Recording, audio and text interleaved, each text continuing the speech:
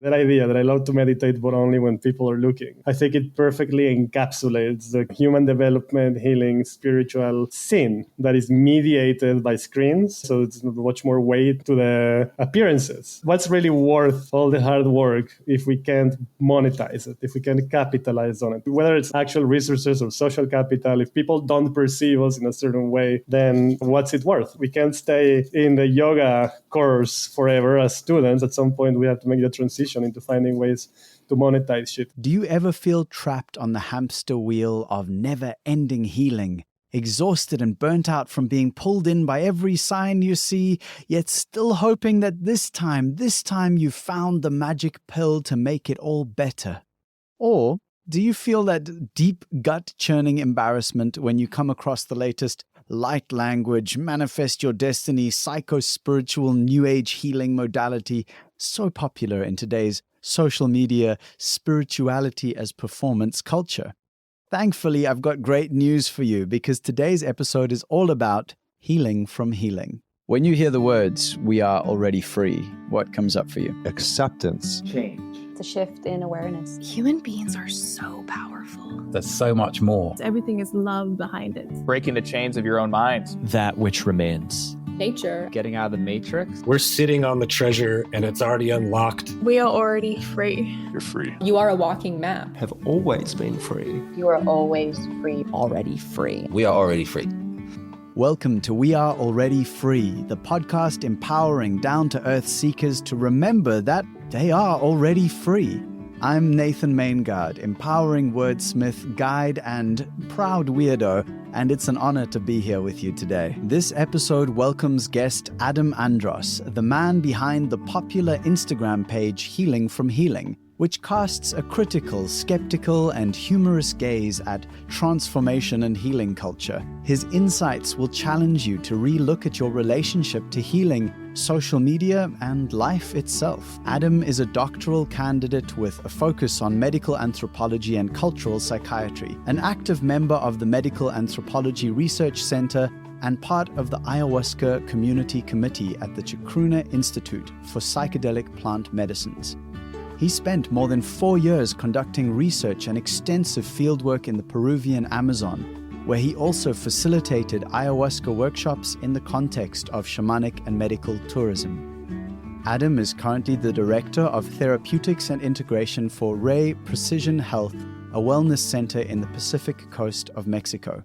He also facilitates preparation and integration processes in private practice and helps clients reframe healing within relational and creative frameworks and a secular, humanistic, grounded, and open-ended interpretive and epistemic orientation. In this episode, Adam shares why writers and artists are the closest thing to shamans that we have in the West, how our society always pushes us to monetize everything we do, what we should do knowing that we are in the midst of the sixth mass extinction, why raising children at the end of the world might still be a good idea or just a narcissistic trait. And near the end, Adam shares about the often missed importance of our relationships with others in health and happiness.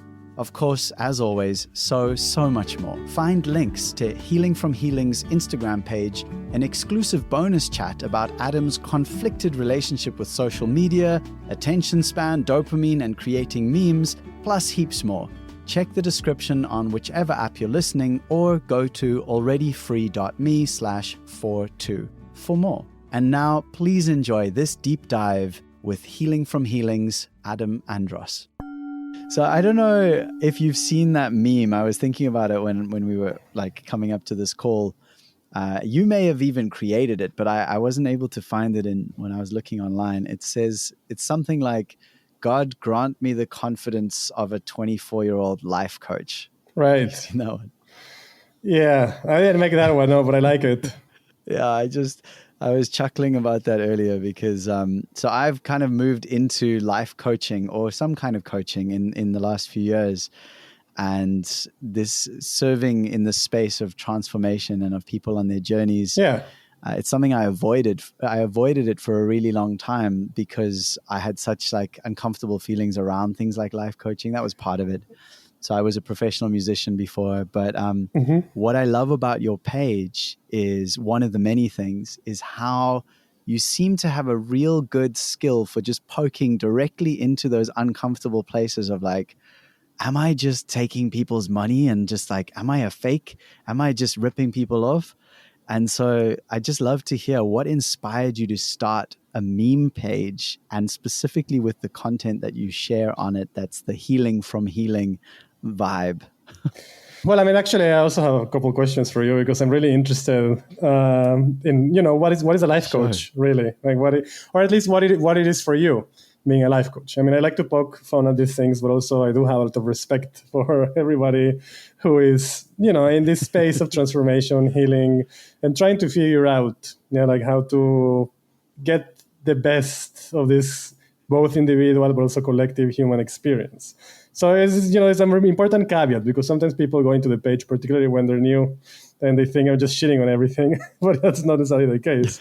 Like this is a labor of love, and this is something that is important to clarify. Like those, just kind of sliding into your question, but the intention is obviously not to kind of provide an outside gaze and just destroy everything and talk shit about what people do, but actually like provide some, I guess, kind of like loving criticism and a skeptical gaze that actually is meant, I imagine, exactly for, people like you and I who are in this space and do the things that we do to become more self-aware. What is it actually that we're offering and how can we do a little bit better by becoming aware also of the shadow parts of, these intersections between human development, healing, consumerism, neoliberal ideology, and so on and so forth.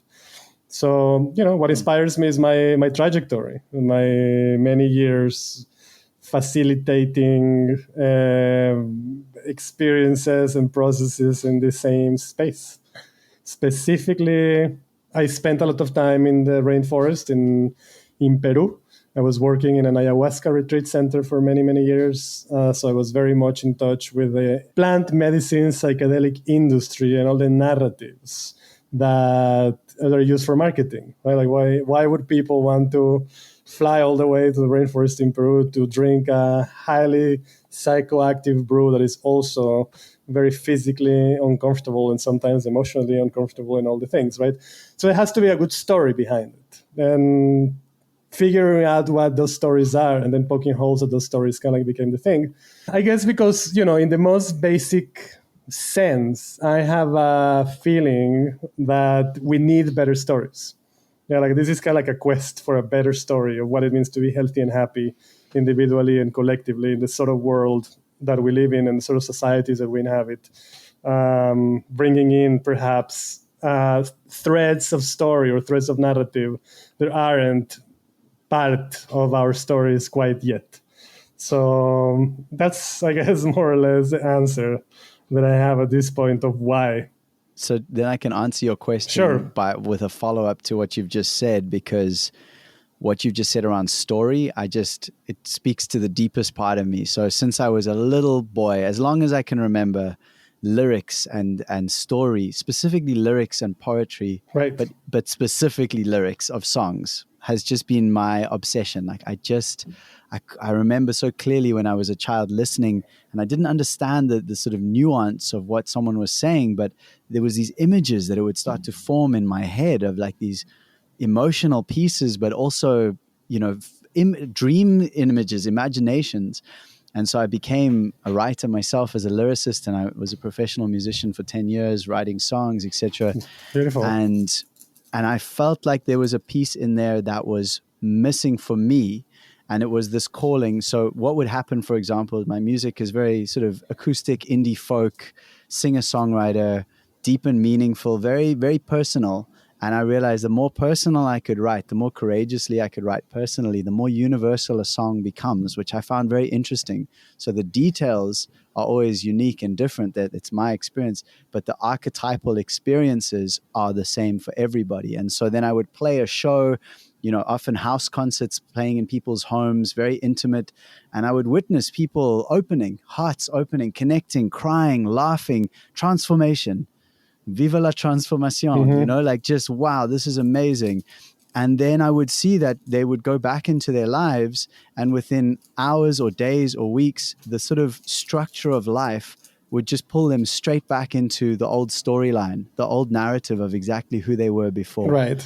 And so I realized that there was a calling in me to support people in what I now know to be integration. I didn't have the word for it then, but that's what I, over time, felt this calling towards. And actually, my first ever real teacher I sat with was a beautiful man in London, and he does, it's kind of, life coaching's a label for it, but he did breath work and dream reading and counseling. And it was this whole combination of things that really helped me at a time when I was in deep struggle, deep pain. And he said to me after just a few sessions, he said, Nathan, I just want you to know that you could do this work that I'm doing, that it's just immediately clear. And this was in 2010, and I refused and I walked away and I carried on with all my other things. And it took a lot of pain, a lot of self-growth, and a lot of dark nights of the soul to come around and let go of music as a career, at least in this moment in my life, and to move into this direction of sitting with people in spaces and times of transformation. And I'll say one more thing about that around story. I think one of the mistakes I've seen in the current story that has been running in the healing circles is that the butterfly is the destination, like the enlightenment, when the butterfly is only a part of a cyclical story, that the butterfly lays an egg and then it dies, and then there's a caterpillar and the caterpillar into the cocoon. And each of those steps is beautiful and important, in fact, critical to the whole story. And so the story, the narrative that I'm focusing on is, I don't care if you're a butterfly. If you're a caterpillar, I just want to help you be the best caterpillar, that you enjoy being a caterpillar, and then just trust in the process of transformation that naturally is unfolding. So that's a short story about story.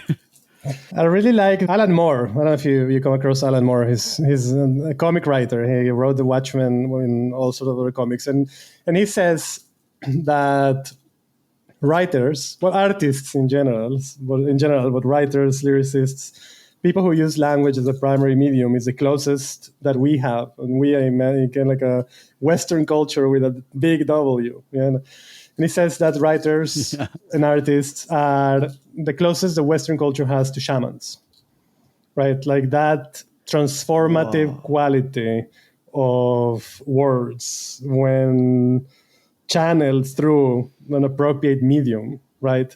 That can really have that impact that shamanism in more traditional societies has, in the sense of guiding a particular process of growth transformation, both for the individual, but also for the community in which we are embedded.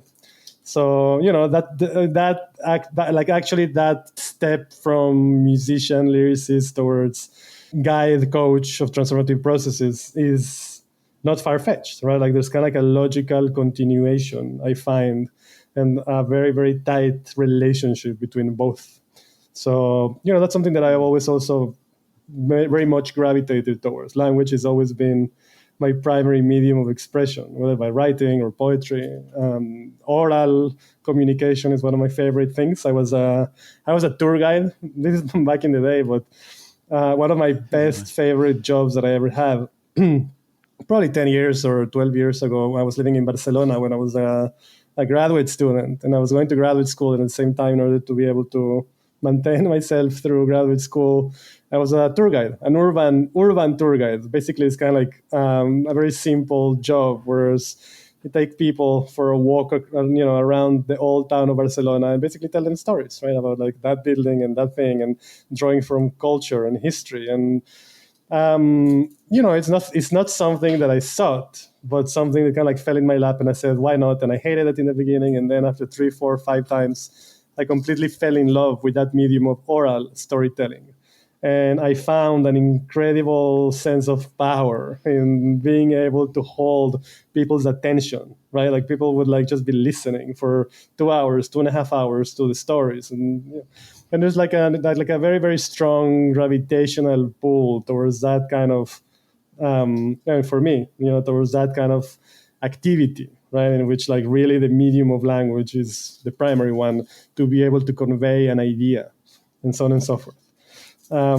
Social media is different. Like the power of memes is, I think, an incredibly beautiful and incredibly destructive thing. I mean, it's not necessarily the thing that we want to, pause for too long on, but obviously Marshall McLuhan has kind of like this very strong statement, right? Like the medium is the message. And I think like social media as a medium is a tragedy. But at the same time, I think, we are living in times where we need to make the best of what we have at hand. So, memes become kind of like another form in which certain messages or certain ideas can be put across. And I think we're trying to exploit that to the best of its capacity, but being hyper aware that the medium itself is very limited in the sense that, the short form, the snippets of information, the snippets of wisdom, the, scrolling around, like you stop on something, you read it, okay, that's cool. And then you move on to the next thing and completely forget about the thing. We're experimenting with different media, in order to be able to precisely kind of like embody that deeply shamanic attribute that language has to like really be able to, in the most basic sense, like change the state of consciousness of the person who is receiving that particular communication. That's what I think you do so well, at least from my perspective, is you do that so well with memes because you embody, at least in a lot of them. And I know your captions are often a little more sort of deeper and more expansive and nuanced, but often the memes are basically jester energy. Like they're just pure trickster, where they point, it's like the one who just points at all the things that the court doesn't want to look at in themselves. And you do it in this, like that is such a critical role, especially right now when social media breeds this sense of display, this sort of peacocking, showing like, oh, look how beautiful I am, buy my stuff. And you're just like pointing straight into the darkest shadow where people don't want to look. And it just tickles me, man. I love it. Yeah, I appreciate that. I think, there's a lot to criticize in the spheres that we move in.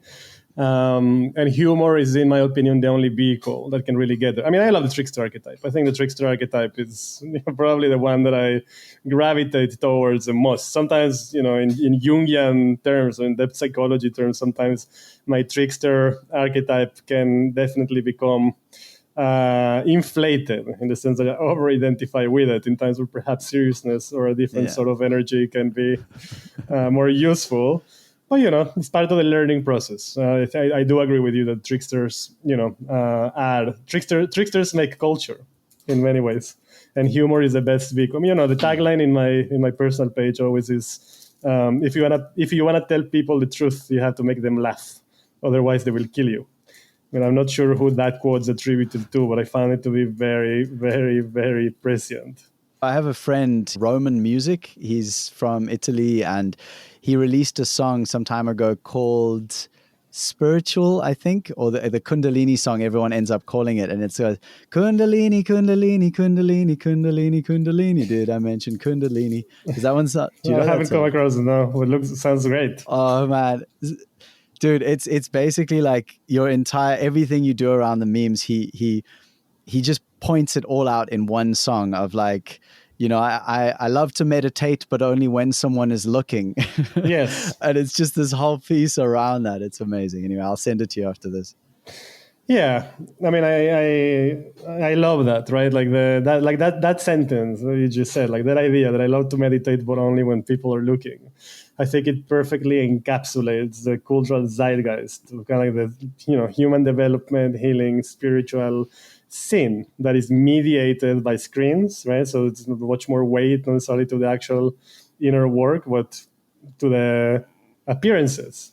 Like what's really worth all the hard work if we can't monetize it, if we can't capitalize on it, whether it's like actual resources or social capital. If people don't perceive us in a certain way, then what's it worth, right? I mean, we can't stay in the yoga course forever as students. At some point, we have to make the transition into finding ways to monetize shit. And this is something that actually probably I don't stress enough in my page, but it's kind of like one of the main messages that actually is very important to make explicit. I'm almost never making fun of individual people. Yeah, I mean, sometimes I will, punching up to, absurd characters in our, kind of like wider spheres. Like I'm not going to name names, but, certain kind of comedians turned proto-fascists, whatever. But the point is like not necessarily to poke fun or, like really go hard on individual people, but understanding that all of these things, all of these phenomena, right, are results of certain structural problems. Yeah, like it's not the fault of the 20-something, yoga teacher that flew all the way to Rishikesh to do a 3-week TTC, and then after 300 hours, she has this diploma that she's now a certified yoga teacher, and then she goes back home, and then she runs kind of like these utterly absurd yoga sessions with regurgitated wisdom of things she doesn't even start to understand. I mean, yeah, it's great that there's, like a person that can lead a calisthenics class, but they pretend that now she's a spiritual authority on yoga. But again, like, the point is like, we can point out these phenomena, which are very, very, very, very widespread, without necessarily making it about like that person as a moral failure of that particular person, but something that actually is much more ingrained in the structures in which that person is participating, right? There's a lot of stress that has to do with neoliberalism and the way that our, late stage capitalist societies always push us towards monetizing every single thing that we do and to get certain credentials and to pretend, there's a lot of things that have led that person towards that delusion that she's now a spiritual authority when she's 24, she doesn't speak Sanskrit, so on and so forth. There's that video that is great, from, I think it's Influencers in the Wild, which is one of my favorite pages on Instagram. And there's kind of like that. Oh my God. That video, right, of like kind of like this very young woman that is sitting probably somewhere in Tulum or Bali, pretending to meditate, and she, her hand is in a mudra and her eyes is closed, but obviously the phone is on the other hand. And then those are videos that are everywhere in social media. I mean, you will see every spiritual influencer, every yoga teacher, like, a big bulk of the content that they create has to do with like that image of like their spiritual practice, right? Like the kind of projection that they want others to perceive, so they will, get more work or. But when you take like the third person perspective and somebody else is filming with a different cell phone and you actually see, right, like her own cell phone in her own hand, and like you get like the whole perspective of instead of like just that snippet, then it becomes so ridiculous, so absurd, right, that it's kind of like very cringeworthy. And I think like this is exactly, one of the things that a page like mine or other pages are trying to do is kind of like provide that bird's eye view that is not only the curated snippet of what that spirituality looks like projected outwards, but that we're actually seeing also like that other hand taking the selfie and the pretense and how absurd these things are. But again, not necessarily pointing towards a moral failure of that particular person, but understanding her in the much wider context of what are the cultural, political, social forces that have led her to that particular moment. And I think that's like the most interesting, most important, and more honest thing to do, right? It's like, hey, like it's okay, like we got your back. You're gonna grow out of it, but also we need to understand, how can we do these things in a little bit more conscious, more politically conscious way. This is reminding me of, I had another guest on named Dugald Hines, who's written a book called At Work in the Ruins. And he's basically he's been a lifelong writer and a climate activist. And his whole thing is like, maybe it's time we stop talking about saving the world and work out what is worth doing at the end of the world. And I'd be curious to hear your thoughts on that, because from his perspective, he's kind of had a big shift where he's saying maybe the world as it is isn't worth saving. And we need to actually let go of this idea of saving the world, or whatever the story we have about this kind of hero complex, in a way of like, we're going to rescue ourselves from, and actually acknowledge that things are in free fall right now and we cannot see where it's going. And so what's worth doing in the ruins of society? And I would just love to hear you speak on that. I mean, this is such a complicated and painful topic. Yeah, but I think I went through my whole process with these ideas throughout my years in the Amazon rainforest and working with ayahuasca in particular. And there is a very common narrative in the plant medicine world that I don't know if it's still relevant. I think a lot of people are actually seeing through it. But back in the day, I remember still, like this idea that ayahuasca is going to save the world. Psychedelics are going to save the world. Like we have like the most important, potent tools in the history of mankind, and we're going to use them, and then people are going to awaken to the truth of who they are and the relationship to the world, and we're going to be able to somehow shift the tides of history and post-industrial society and save the world. And when I was younger, I fully bought into this idea. And I think that's one of the main reasons why it's very cold to the Amazon and keep working with ayahuasca. And like we have to bring the medicine to the world. We have to bring the medicine to the people. And as time went by, my feelings about it started to shift, not only because of the absurdity of kind of like ingraining, these tools and these practices that belong to very different ontologies and very different epistemologies, which is to say, very different ways of understanding what the world is and who inhabits this world and how do we make sense of this world. But rather in the sense that I felt that perhaps this was not necessarily the main message that plant medicines were trying to pass on to humanity in this moment. And I started more seeing plant medicines as palliative care, a way to, in a sense, sensitize more people to bring forth more compassion and more self-awareness about the deep, deep, deep reality of the Anthropocene.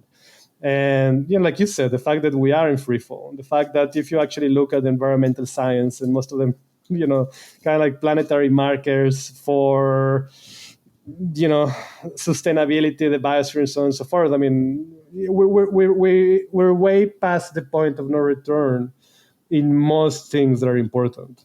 And, when people think about these things, it's very easy to bypass this information because the actual impact of fully embodying that knowledge is devastating.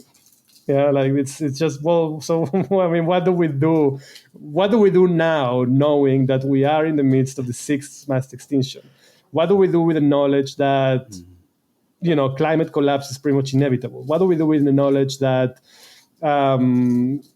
there is no going back to the things that, at least to the way that things were? And if there is a shred of hope that things can be different, then that will entail a massive, massive, massive recalibration of how we live life in this planet, right? Like our hypermobility, living more locally, letting go of a whole lot of comforts, at least, in post-industrial Western societies. So I started feeling that plant medicines were actually pointing out towards a deeper, much more painful truth, which were like, you guys have had your time under the sun, and it's time to move on. It's time for this planet to move on to the next form of perhaps more intelligent life forms or more, developed sentience, because you guys fucked it up and you are going extinct. Like this is the end of the road. Fuck. And whether it's 10 years or 20 years or 3 generations, it doesn't really matter. It seems like that might be, I mean, again, like I am very, very hyper aware that this might also be a massive projection from my part. And that's absolutely not necessarily what's going to happen. But it feels to me like that's, at least what is being communicated to me, or what my own psyche is kind of like trying to make sense of, is like, how can we create compassionate ways to be able to communicate these things, to hold space, right? Like this is like, it's really interesting because one of the kind of like seminal psychedelic studies that kind of like first blew up the psychedelic scene into the mainstream was the John Hopkins study, right? Like giving psilocybin to people that were dying, right? Like people who were already kind of like in the later stages of terminal diseases, or kind of like lessen the anxiety of that last ultimate transition, the great mystery into the beyond. And how can psychedelics be actually very useful in providing people with a different perspective on what dying means? And I think, extrapolating from that, I think that's pretty much what plant medicines are doing in this very moment, just in a much more widespread, civilization-wide way. It's like, hey, like you guys are transitioning out of this particular model. I mean, it doesn't mean that humanity is going to go extinct forever, right? But definitely the model of post-industrial civilization, completely dependent on fossil fuels, the exponential growth that is inherent to the, kind of like neoliberal, late capitalist, economic model, like all of those things are, just not gonna stay. So, developing the compassion, the capacity for holding like really painful ideas and really painful realities, without bypassing them, being present for them, feeling the grief and the fear and the horror and the terror and the beauty of all of it, and being able to provide that comfort and that's, space for others who are just awakening to the really grim realities and truths of the historical moment of the Anthropocene. So I think that was kind of like a very long-winded answer to your question, but I think in a very real sense, we are in a stage of palliative care, and a lot of people are needed who can actually hold that space to lessen the suffering and lessen the anxiety and lessen the dread of what's to come in the next few decades. I find it interesting with plant medicine because it's obviously like a waking dream. It's connecting to the not the logical brain. I find that I've had this thought, and I'm like have so many things I want to take this to, but what's coming up now is I had this insight, and it might be true or false, but I had the insight that what we call sanity is forgetfulness. So it's basically the universe forgetting that it is everything all at once, forever. And then I call that Nathan, or call it Adam, or whoever's listening right now. That's what we call sanity. And then something like plant medicine or a transformational experience is taking the blinders off, and actually is what we would call insanity, because suddenly the filters have been removed and the entire reality comes flowing in, which can't be sane, because being sane is only having the one perspective. So within that, one of the things that I've been shown quite clearly was plant medicine was like, you should have a kid with your lady. Like very clear. It was like, you guys need, and we at first when we got together, we were not, that was like not on the cards, but now we're like, all right. And this has been years, that was years ago that I had that vision, and we've been kind of working on ourselves, working together and this life. And there's a part of me that goes, well, that's clearly an insane thought because of everything you've just shared. Yeah. So I'm just curious to hear from you around that. Yeah, man. I mean, it's yeah. I for most of my life, I thought that I wouldn't be a father. Not because I didn't want to, but because I thought that there's no point. Yeah, like I think, since a very young age, I kind of had an awareness that whatever the future holds is not something that is worth bringing children to. And that idea changed radically for me also in the last few years. And I can't really pinpoint exactly to what was it that changed my mind. But I think in a very real sense, it's kind of like a continuation of the last thought that we were developing, in the sense that actually, whether humanity is in the last throes or the world is dying or we're going to make it, either way, that transition is going to require people that are well equipped to be able to deal with the horror and the terror and the beauty and the social turmoil and everything that is going to entail that transition. And my daughter is now 13 months old. And congrats, brother. Yeah, thank you. And every morning I wake up and I play with her and I look into her eyes and there's so much love and so much beauty and so much fear that I never imagined that I would experience. Like, having a child is the most beautiful and the most horrifying thing that I can think of that has ever happened to me, at the very least, precisely because of that idea. I have no fucking idea what kind of world she's going to inherit in 10 years, 20 years, 30 years. What's her life going to be like? Is she going to be enmeshed in water wars for the whole of her existence? Sometimes I do feel an immense sense of both responsibility, but also, I don't know exactly if it's guilt. I think there's some guilt in there. I look into her eyes and I'm like, you have no idea. Like kind of like I tell her in my heart. I mean, yeah, you have no idea what you're getting yourself into by being born in this particular time and place.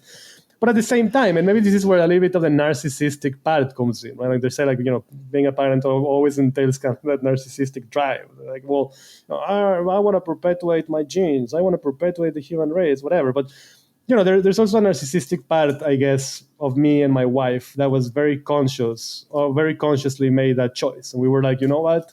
Regardless of what happens, this world is going to need people that are prepared. Like this world is going to need people that have the emotional capacity to be able to deal with whatever happens. This world is going to need people who, have the right set of eyes to be able to see what is needed and then act accordingly, whether it's politically or scientifically or technologically or socially.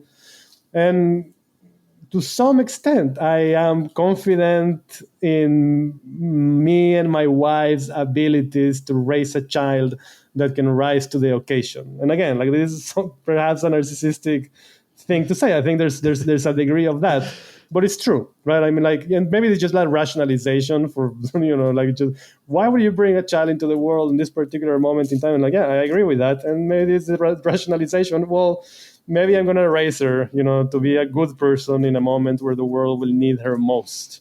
So, that's kind of like my answer to that. I have no idea what kind of world she's going to grow up in 5 years, 10 years, 20 years, 30 years from now. But I believe that, between me and my wife and my, my brother family and my social circle, we can make a good job into preparing her for what's to come, whatever that is.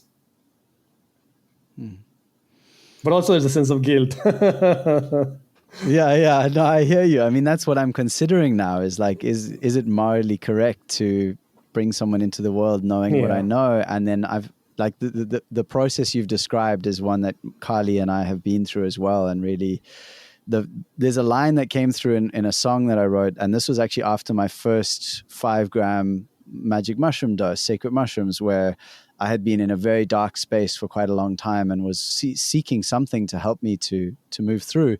And I had that experience of the death of the ego. I went out into this frequency of light and color and love and just like, oh, what a relief. Like everything is love, everything's forgiven. And then I came back and the next day I woke up, I was still depressed. I still didn't know what to do with my life. I was like, okay, well now what? I thought that was supposed to heal it, like fix me. And then I went and sat outside and just started like looking at a tree and playing some music, and the song came through. And one of the lines in the song, and it's so interesting to me because I'm kind of a nerd about interesting, clever lyrics that are unexpected and, have multiple layers. And that's kind of the stuff that gets me excited. And this line in that song is generally the line I've been most emotional about when I sing it. And the line is simply this. It's saying that, I'm basically looking at a leaf in the song, and the leaf is showing me things and telling me things. And the line is that what it's showing me is that life always finds a way. That's the line. It's the simplest line. But even now, as I say it, I have goosebumps. And there's something in that just reminds me that life doesn't give a fuck about extinction events. And like these, it's like life is like, yeah, man, it's all within a day's work. And so that's when I think that life wants to come through me. Life wants to continue through me and through my partner and through our partnership. And life wants to know itself through that. I believe that's what I feel called to. And as you say so beautifully, maybe I'm just a fucking narcissist. But anyway, that's the story I'm telling myself. Yeah, I mean, I get it. I think that's probably a healthy approach to things. Yeah, it's something that I also have to repeat to myself oftentimes, perhaps trying to convince me, right? That there's nothing inherent in the human DNA that says that this particular configuration of atoms and biology and, is going to last forever. There's 99.99999% of every species that has ever inhabited this planet is already extinct. It seems that that's the way of life, right? And, if the way of life really is that, humanity needs to make way for another form of sentience to emerge, and our role really is to be kind of like the dead doulas of a dying civilization in order for the next stage of evolution to take hold, then so be it. I mean, I'm very happy to embrace that. And this is, kind of like a big part of that same argument, right? Like, yeah, I mean, life will always find a way. That's, it's incredible when you're driving and I see these plants peeping out of cracks in the asphalt. And, like this, like, how tenacious, right? Like that seed, that plant is like to emerge in like the most unlikely situations. So yeah, I mean, I'm very much an optimist in that sense. It may not appear, on first glance, but I'm very much an optimist in a macro level.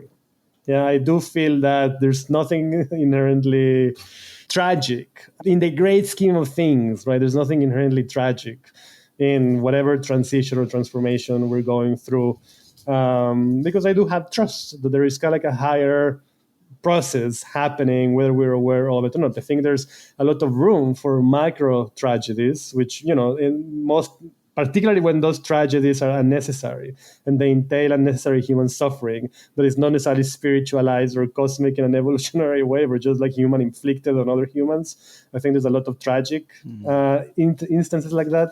But, my optimism perhaps is more religious in that sense, that I do feel that whatever process is happening is probably, for the best in many different ways. So I'm pessimistic. Yeah. I'm pessimistic in the short term in terms of like the actual outcome of humanity in this particular moment of history. I do think that things are going to get much worse before they get better, and that's probably going to entail a lot of suffering for a lot of people, whether it's, forced migrations, water wars, so on and so forth. In that regard, I am pessimistic. I don't think that we're gonna kind of like, there's not gonna be kind of like a magical artifact just landing in here and kind of changing the course of history, and people drinking ayahuasca all over the world and holding hands and singing Kumbaya and figuring out that we can actually live differently. I think again, like we're probably gonna go through a lot of entropy and destruction before the next step kind of like starts to take hold. But optimistic in the greater picture, like this particular historical time, being kind of like a wink of an eye on cosmic time that doesn't really have much relevance in the greater scheme of things. But also, I have hope, and this is a good distinction that I learned not long ago. I don't remember where from, but I'm a practical pessimist, but very hopeful. I think hope is different than the actual prediction of what an outcome is going to be. Like I don't think that the future looks great, but at the same time, I think hope is a moral imperative that everybody has to embody. Like we need to be hope, because if there is a chance that things can be better, then we need to hold that image. We need to hold that idea. We need to be able to be driven by hope and not by despair towards, even if it means dancing at the edge of the precipice, then we're going to be dancing all the way down instead of despairing all the way down. Well, it's amazing you say dancing at the edge of the precipice, because you immediately got me thinking about the tarot card of the Fool, right, where he's dancing at the edge of a cliff, right? With I think his dog's next to him, and he looks so carefree, but he's at the edge of a cliff. And the question is, does he realize what he's doing? But then the full circle of that, the completion of the tarot cycle is the world, where you have, again, a figure dancing, but that figure is elevated by balancing the two parts of itself, the light and the shadow. So it's gone from the ignorance of the fool, which is beautiful, it's innocence, it's complete, it's almost enlightened because it's ignorant, but then it splits into the space of the light and the shadow, and each one having its own positives and negatives, and then returning to that state of dancing consciously in the space of reality. And that is the kind of completion, is being conscious in the creative journey as it's happening, whatever it looks like. Yeah, I mean, one of the things that I always liked a lot about the Fool is precisely that idea that he's dancing at the edge of the precipice, but he has no fear, and he has no fear because he doesn't know that he should have fear. Either way, whatever the outcome is, right, he's fine. Whether he the dog. I mean, I think like most of the depictions have like the dog actually pulling him back, right? Like the dog is kind of like nipping at his ankles, kind of like trying to actually drive him away from the precipice. But in that state of ignorance, ignorance is bliss, kind of like one of the archetypal cliches. Even if he falls down, right? Like, well, maybe there's gonna be like 1 second of fear as he goes down, but he's dead. The vast majority of human suffering comes not from the suffering itself, but from the expectation of suffering. And that's a thing that perhaps only self-aware, hyper-rational creatures like humans have, which is maybe one of the reasons why anxiety is such a widespread malady of modernity, right? And, you know, kind of like CBT, I'm not a big fan of CBT in a general sense. I think there's a lot of gaslighting going on there. But, you know, one of the primary ideas that, you know, to work with a person with anxiety is like, well, you know, like make journal, like throughout the course of throughout the course of a day and then a week and so on. So journal all the things that pop out into your mind that are kind of creating that sense of anxiety, and then you kind of write them down, and then eventually the goal is that when you look back at those things, you realize that the vast majority of those things are things that never come to be. Not only that, right, but those that actually do come to be turn out to be less horrible than you thought they would be. Right, so the idea is that actually the expectation of a bad outcome is much more painful and much more distressing than the actual bad outcome itself. So even if that fool fell over the cliff, right, like it's not a big deal because he doesn't know that he should be afraid. If he was constantly afraid, I'm going to go through life, you know, afraid and anxious that perhaps somebody's going to push me off the cliff, that would be a different story. It reminds me of how children with their nervous systems, you know, before the age of 6 or 7, where they're still polishing their nervous systems and working out, learning socially, how am I supposed to be in the world? And I saw a video recently where, again, a video on social media, so that's, who knows, but this child falls over. They climb, there's a young child crawling on some rocks and they fall over, and the parent is sort of narrating, saying, in this moment, many people will panic and go, oh my God, you've hurt, and run to the child. But observing in the video, the parent just says, hey, how you doing? And the kid's like, and it gives the kid the opportunity, like the fool who fell off the cliff, to be like, how do I feel? And the kid's completely relaxed about it because the parent is completely relaxed. Exactly. And everyone continues and has a beautiful day. And I thought that was a beautiful illustration of what you're just talking about. Yeah, this is something that I experience every day with my kid. I mean, you know, me and my wife are very similar in many ways, but there's definitely a difference in the degree of, I guess, anxiety that we have towards, you know, our daughter getting hurt. And I mean, it's not very extreme, but, you know, oftentimes, for example, I mean, I just before we had this conversation, you and I was in the beach with my kid. I oftentimes take her in the mornings just to hang out by the beach and so on and so forth. She, you know, she's 13 months old. She's barely walking. You know, like she doesn't know how to swim or anything. But you know, she has no fear, like zero fear. Like she has no fear about anything. Wow. Yesterday actually was the first time that I saw her afraid of something, and it was just kind of like this dinosaur moped that was in the mall. And she saw that and was like, "What the fuck is that?"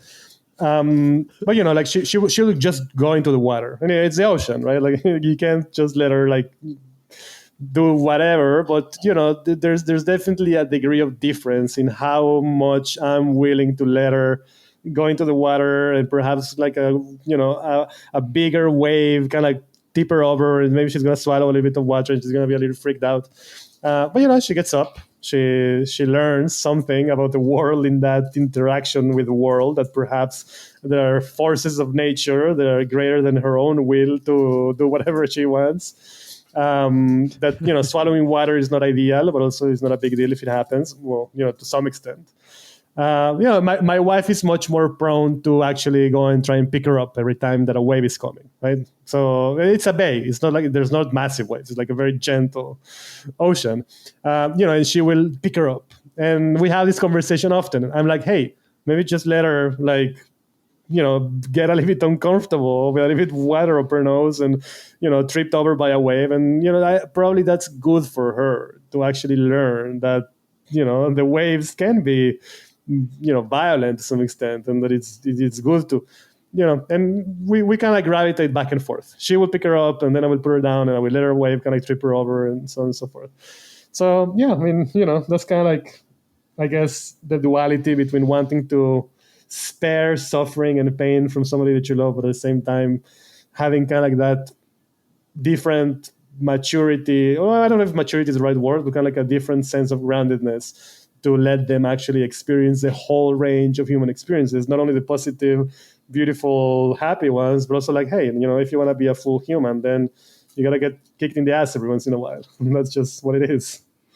Well, it's interesting you say that, because in a way it seems like a lot of what I'm witnessing in society right now is a sense of, almost like hand holding for people, where there's a real, oh, you were upset by that. Oh, you must be that traumatized you. You know, that's not good at all. And there's this real big story around trauma and I'm not denying at all people's trauma. And I think all of us are walking around now with generational trauma in many, either as the perpetrators or the victims or both, or so all that is real, and many of us are operating with these nervous systems that have been epigenetically constructed to be a bit more fragile.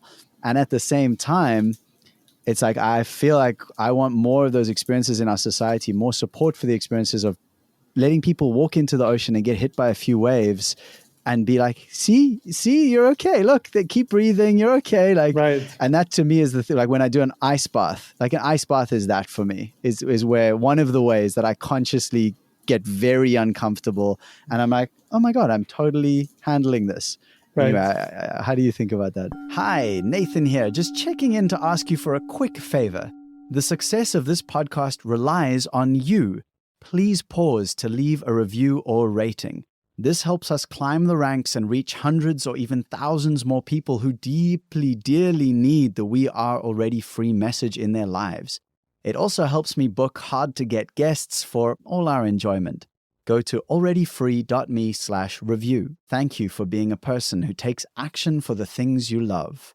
Okay, back to the episode. An ice bath is that for me, is where one of the ways that I consciously get very uncomfortable and I'm like, oh my God, I'm totally handling this. Right. Anyway, how do you think about that? Well, there's a good term for that, actually. It's called hormesis. You come across that word. Yes. So hormesis is precisely, kind of like that physio-psychological process of becoming more resilient through weathering adversity or through going through difficult things on purpose to kind of like emerge from the other side stronger and with a stronger sense of our own capacity to actually withstand discomfort and hardship. So, the ice bath, the sweat lodges, the temazcal, in many ways, the many initiations, in traditional societies are precisely geared towards that sense of hormesis. It's kind of like one of the ways in which people become adults, right? Like, there's no other way to become an adult other than really becoming more confident that we have the tools and skills and strength and resilience necessary to withstand adversity. I mean, the world is inherently traumatic. This is one of the things that I oftentimes talk about with people. I mean, when I'm working with somebody, for example, one-on-one, then it's not necessarily about how to create a life to shield ourselves from suffering or pain, but actually how to become adults that can deal with the whole range of human experience without getting completely knocked out every time that we have to deal with something difficult or uncomfortable. And I guess, this is one of the things that is very tricky in the modern healing milieu, like the modern healing zeitgeist, that there seems to be kind of like two polarized schools of thought that correlate to some extent with political spectrums. Not exactly, but there's some overlap. Like there's people that are more inclined towards personal responsibility as the primary thing. Like your own. You will hear these cliches a lot in the healing, medicine world. Like the only thing that matters is your own personal transformation. The best gift that you can offer the world is your own personal healing. Nothing else matters. Sometimes there's even derogative things like those political activists, they haven't done their own personal work, so they're just perpetuating the same thing that they're trying to do. True to some extent, but not necessarily so. So, this is a school of thought that, for example, very much high values hormesis and resilience. And it's important for us to become adults. Like we don't want to be coddled forever. People need to become capable and self-reliant and all of those things. It's kind of like a more, let's say, libertarian view of the individual as a primary unit of analysis, but also agency. And then on the other side, like people that are, gravitate more towards kind of like the leftist side of politics. We are naturally inclined towards seeing individuals not necessarily as the locus of agency and so on, but actually like as results of bigger forces that are at play. Kind of like this is the postmodern condition, right? Like, the individual is just kind of like a passive outcome of these other forces that are structural, that are beyond the capacity of that individual for agency. Like, when you take those ideas to the extreme, then you also come with a very particular idea that completely denies personal responsibility, which is a lot of what we're seeing now in the more leftist side of the spectrum, right? Like, oh, like, well, we shouldn't like really be hard on individuals. We shouldn't be like really blaming persons because they don't really have a choice. They're just victims of the circumstances, so on and so forth. So, whatever those circumstances are changes according to what kind of society and community and so on and so forth. But, there's a lot of scenes within that particular side of the spectrum where resilience is a bad word, right? Like, you can't talk about resilience. Like, oh, like, we shouldn't be talking about resilience because we shouldn't, like, that individual shouldn't even have to be enduring the sort of oppression and violence that is inherent to the system.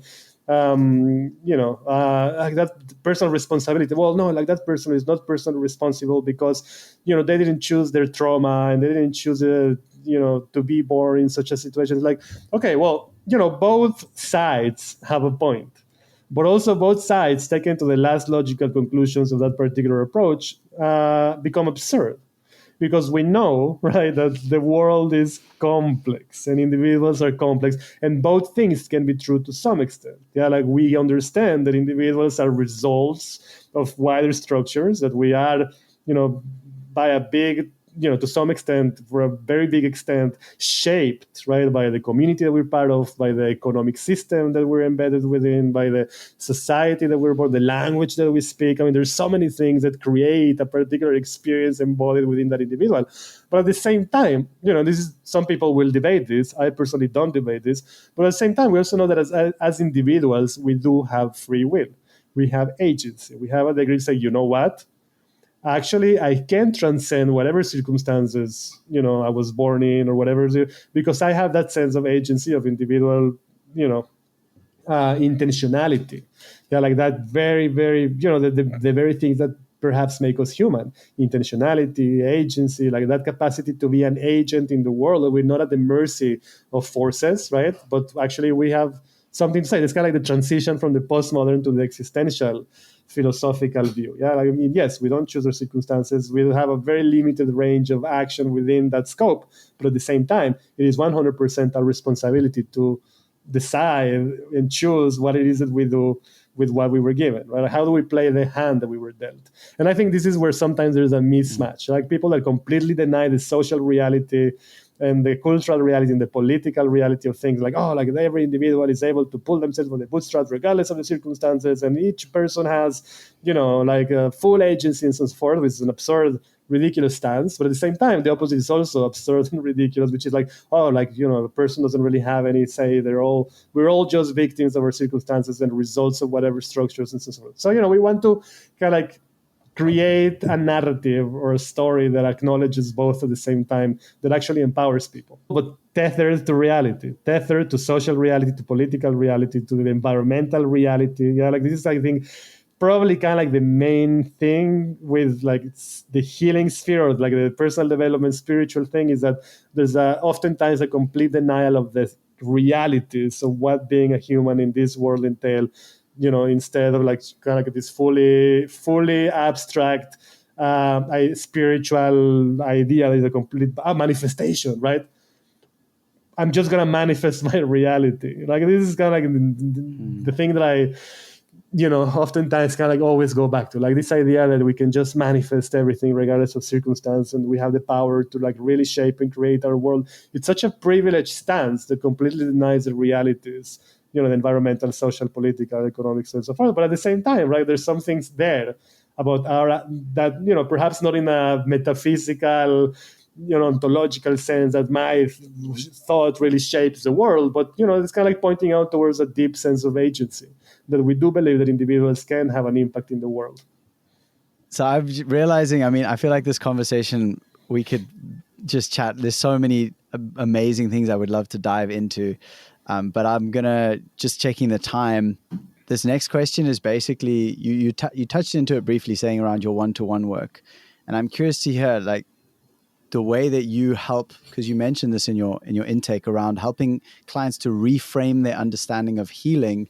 And I'm curious to know how that relates to the preparation, integration, and obviously then living in the society that we currently live in. What is your approach around that kind of client work and healing? My preference is for let's say, ontological and epistemic inquiry as opposed to purely psychological or, pragmatic things, in the sense that, let's say we would begin with a question, right, which is very simple, but at the same time not very straightforward, which is, what does it mean for you to be healthy and happy? Yeah, like what does it mean really to be healthy and happy? And ideally, what we would explore are not necessarily the mainstream narratives of what that means, but actually allowing the person to really see themselves through all sorts of different lenses, right? Like not necessarily in the sense that, hyper individualistic therapy or medicine thing. I mean, we have a dominant story nowadays in the West, yeah, both in mental health but also in general medicine. Whereas, for the most part, right, like we don't feel good or something is wrong with us, and we go to the expert, and there's kind of like the Foucault's famous medical gaze. We get observed with the medical gaze, and then there's a diagnosis and there's a prescription, and more often than not, we become passive consumers of whatever treatment or service is being handed down to us, right? Like, well, you have to take this medicine, or you have to do this course of therapy, or it's most interventions are always geared toward the individual itself, herself or himself or themselves, right? Like the individual is always kind of like the locus, like something is wrong with you, whether it's in your body or in your brain or in your mind or in your spirit, in your soul. The vision of health and happiness that I oftentimes try to communicate and at least visualize is different, in the sense that we try to understand health and well-being not as an individual project, but actually as a collective project. Yeah, it's starting from a very, very basic idea, which is in an interconnected world where we're all nodes in a network of interdependent relationships, right? Nobody can be really fully happy and healthy unless we are all relatively happy and healthy. So not necessarily only the personal individual aspect, right? Like, oh, well, what is your personal history, biography, your trauma, your, my, peeling layers of that onion of self-absorption and self-reflection. But actually, okay, I mean, I'm not saying that's not important. I think that has its place. But when that becomes the only thing that we do, and this is something that I actually have seen and observed and experienced in myself for a very long time, when that becomes the exclusive focus of excessive attention inwards, then it almost inevitably derives in self-absorption, in maladaptive traits, narcissistic tendencies, skewed perception of our own importance in the greater scheme of things. And what I try to do oftentimes with people is actually try and pay more attention, not necessarily to those things, but to their relationships. What is the relationship with the individual health and community health? Like one of the first questions, for example, and therapists do this sometimes with some success. But what does your support system look like?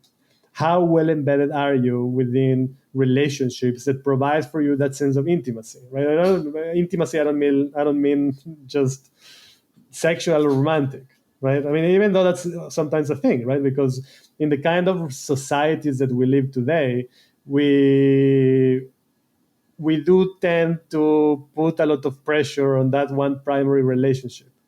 Bell Hooks used to say, or she wrote somewhere, right, something very, very real, which is that patriarchal, capitalist, whatever you want to conceptualize it, society has put a premium into that one romantic bond and seeing it as a primary.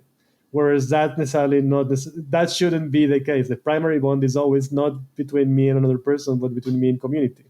Right? Like we need a variety and diversity of relationships, intimacy that provide that sense of authenticity, of vulnerability with lovers, but also with parents, with friends, with teachers, with mentors, with other members of the wider community, that we can be on that basis of one of the this is part of my research too, but one of the most beautiful things about medicine retreats or any sort of retreat is what sometimes people call the sharing circle. Sharing circles have their own problems, but I'm not gonna focus on the problems right now. I'm gonna focus on the good things. There's something beautiful about the sharing circles, because depending on how the facilitator frames that sharing circle, it might elicit in people like really that opportunity to be seen, right? And to see other people, to witness and be witness in our difficulties, in our struggles, in our pain, in difficult emotions. Like we can express things that are shameful, that are,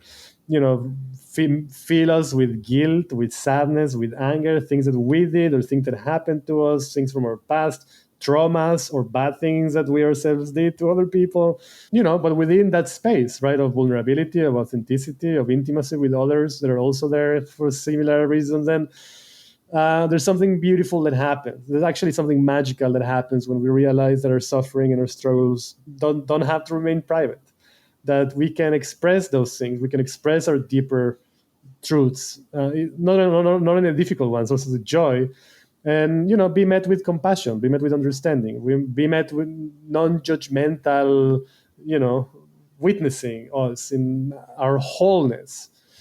And that's an experience that is very powerful for a lot of people in retreats. And the primary reason why that experience is so powerful is because the vast majority of people never experienced that before in real life. Yeah, we don't have that sense of what that actually looks like for the most part. We don't have those relationships in the day-to-day for the most part. We don't have the capacity to really be our true whole selves and not having to hide that in day-to-day, because the majority of us don't really have a diversity and variety of that sort of intimate relationship with other people. So, loneliness has become kind of like one of the primary drivers of mental health. Not only mental health, but also physical health. Loneliness is one of the primary risk factors to public health, all the way from anxiety, depression, to cardiovascular disease, and so on and so forth. We have started a few years ago to really acknowledge the huge role that loneliness, alienation, the erosion of our social connectedness are playing into the epidemics of malaise that we're experiencing all over Western countries, right? So, I think kind of like that was kind of like a little tangent, right? To like really say what I want people to realize, right? Is that being happy and healthy is not necessarily about like digging into our own biography, our own history, our own trauma, all the things like kind of like the self, but actually like in starting to understand our actual real needs as social beings, as part of a world that is much wider, that we are in constant relationship, right? Like the health of the individual is always in constant relationship with the health of the community, the health of the society that we're part of, the health of the culture that envelops us, the environment that sustains us, and that these relationships are primary. And then there is no harmony. If these relationships are disrupted, then we're going to suffer. I mean, there are things that are very, very self-evident, but we don't really consider them to be as important, right? Like, for example, if we don't have enough friends, if we don't have any friends, I mean, I think like the research nowadays, it's pretty nuts, right? But I think last time that I saw data, it was like somewhere around 50% or 55% of grown American men don't really have a close friend, right? I think like 30% have more than one or two close friends. And I think like, America is a pretty extreme, I mean, North America is a pretty extreme outlier in the sense of hyper individualistic approaches. But for the most part, the Western world is very much on that same route of increasingly atomization, individualization, the complete unraveling of the social fabric. What kind of life is it when we don't really have, one or two or three close people that we can be real with, right? So, like the relationship between our support network, our society, our embeddedness in community is obviously very important. When it comes to culture, for example, is another one of those things that oftentimes get invisibilized because excessive focus on the individual. But, the vast majority of people that I ever work with struggle in one way or another with their self-perception, right? Like, we don't have a very strong sense of agency. We don't really trust ourselves. We don't like ourselves that much. We want to increase our confidence. We want to increase our thing. Like the 99.9% of people in the West deal with shit like that. And then you start wondering why. I mean, why is it that we have so much struggle accepting us as we are? Why is it that we have this incredibly toxic inner dialogue that is constantly judging and, talking shit about ourselves, and we're not good enough, we're not beautiful enough, we never... And then, when you start actually seeing the culture right? Like the cultural realm that we're all feeding from. I mean, I don't know how it is in South Africa. I imagine it's very similar. But, in any Western country, or very much, you're walking in the street, you can't walk 5-10 minutes on the street without receiving 1,000 different messages coming from billboards, coming from advertisements in television, in the radio, like everything in your surroundings is giving you the same message. And that message is a prerequisite for consumerism to be effective. That message basically is saying you're not whole. You cannot be whole because you're not consuming that product, because you don't have that service. You're looking at the billboard, there's two beautiful women, they're having a glass of wine. It's like that advertisement is saying something very simple. It's saying you're never going to be as happy and beautiful and successful as these persons because you're lacking something. You're lacking a product, you're lacking a service, right? So there's a basic messaging that is going out thousands of times a day from the bowels of consumerist culture that is basically undermining our sense of wholeness. It's saying you're not beautiful enough, you're not successful enough, you're not pretty enough, you're not enough, you're not enough, you're not enough, you're not enough, because that is the fuel for consumerism. That is the fuel that keeps that. We need to create that artificial vacuum that can never fully be filled, because the only thing that we're really needing, right, is like actual connections, actual intimacy with people, like an actual sense of like, hey, actually we don't need all that shit. But that's the way that consumerism works, right? So the vast majority of people that I've worked with have those struggles. Well, how can I increase my capacity for self-love? Right? So people, you need to, work on your childhood trauma and hold yourself. And I mean, all of those things are great, but at the same time, right? Like we need to address the very real realities of what it means to be a person in late stage capitalism, in the midst of constant flooding of toxic advertising, and, where the constant messaging that we're receiving is pointing out exactly in the opposite direction of self-love, right? Like, you can't be satisfied. You can't be content. You can't be happy with who you are because that's bad for the economy, right? Then the last one, I guess, like the relationship between individual health and environmental health, which is so absurd that, nowadays, actually, we do have a term for that, climate anxiety. A lot of, younger people, like younger generations that go to therapy with massive bouts of anxiety. We're experiencing increasing epidemics of anxiety. And, starting to identify that actually there is already like that dimension that is palpable, that is tangible. Like younger generations, when you ask them straightforward, they don't have a lot of hope that they're gonna live very long. They don't, like Generation Z, when you actually talk to them and so on, like they don't have a lot of hope that they're gonna get to old age. There is a sense of reality that is dawning on people, mostly young people, that don't have those defense mechanisms to completely bypass reality installed, so strongly. So climate anxiety is a real thing, right? Like the impact on our own personal individual health, that environmental health. It can be traced from the very basic things, such as like if we're drinking polluted water, then we're going to get sick, all the way towards, things like climate anxiety, like the effect on our spirit, on our psyche, on our emotional life that the imminent collapse of the ecosystems can have. Like these things are very real.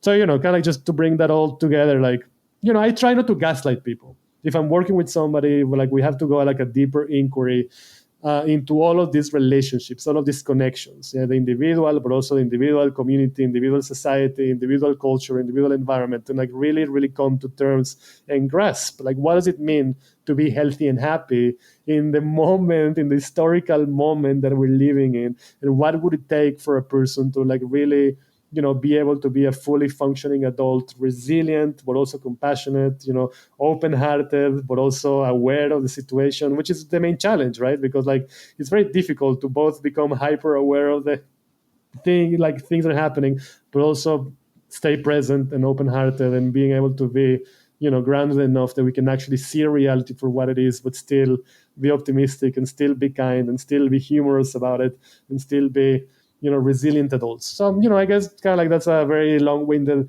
answer to your question. What I try to do is precisely that. How can we become resilient? How can we remain open-hearted? But also, how can we look at reality straight in the eyes without all the layers of whether it's psychotherapeutic bypassing or spiritual bypassing that have become so widespread and common in these circles?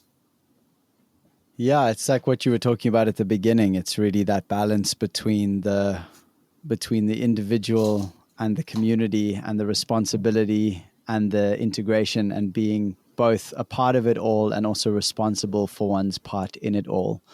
So thank you for that. I really appreciate that. And it makes a lot of sense to me. And I'm curious, as a final question, as we come to the end, when you hear the words, "we are already free," what comes up for you? We're already free. I mean, I think it's tricky. I think, for me, this idea of freedom in spiritual circles, I guess, has been undermined in the last few years by kind of this, I guess, perception of a very, very, very limited and narrow idea of freedom that comes more from kind of like the right side of the political spectrum that has infiltrated many spiritual plant medicine circles. And the freedom in the sense that like, oh, I'm a self-sufficient, like I don't need, whatever. I think, that aside, when I hear we're already free, beyond my initial resistance to the connotation of freedom within spiritual healing circles nowadays, I think for me, the idea that we're already free really points out to the deeper existential truths. Yeah. For example, it really brings me, like the first thing that comes to mind when I hear we're already free is Viktor Frankl. I don't know if you ever read Viktor Frankl's Man in Search of, wow, what's the title of the book? Man's Search for Meaning. Man's Search for Meaning. So, Frankl kind of gives probably the ultimate example of what that means when he tells about people in extermination camps, right? Who, even within the worst imaginable human situations, where there's no room for hope, where there's no room for anything other than horror and terror at the experience of what other humans are capable of doing to other humans, and experience that in first person. It said, like, even in those worst imaginable circumstances, there were still people who were free. There were still people who were able to, at least in their own inner experience, remain autonomous, that in the sense that they weren't defeated by the circumstances, that they were still able to exercise humor. There were people who would tell jokes on the standing in line to the gas chambers, right? And I think when I hear we're already free, I think there's that deeper existential truth that many existential philosophers have pointed out to, right? Albert Camus and the myth of Sisyphus. Yeah, like that. There is a moment where, regardless of what the experience is, we have to say yes to it. We have to say yes to existence. We have to say yes to life. Even if life entails rolling up a boulder for all eternity on a hill, would I still do it? Is there a yes there to the experience of being alive? Is there a yes to life? Is there a yes to humanity? And there's a freedom that is inalienable. There is a sense of being free that nobody can take away under no circumstances, that we still have the agency to say yes to that moment, even in the worst case imaginable. So, I think that's what I would say. We're already free, is that we are already and will forever be able to have that sense of agency, of autonomy in our own experience, in our own minds, regardless of what the actual world around us is like. Well, thank you, Adam. This conversation has been amazing. If you still have time, we'll hop into the patron-only section. I know we've run pretty full here, and I understand if you need to head off. But otherwise, really thank you. I've so enjoyed this conversation. I feel like I would need we need to like have a barbecue, sit down, and just get into, because I could just get into this for days. Yeah. So thank you so much. I really enjoyed this. Yeah, my pleasure. Likewise. Thank you again to Adam of Healing from Healing for your presence on the We Are Already Free podcast. What a pleasure, brother. You can find links to Healing from Healing, plus many of the things we talk about at alreadyfree.me/42. Thank you for listening to We Are Already Free. You are definitely my kind of human, especially as you've listened all the way to the end, which is honestly quite rare.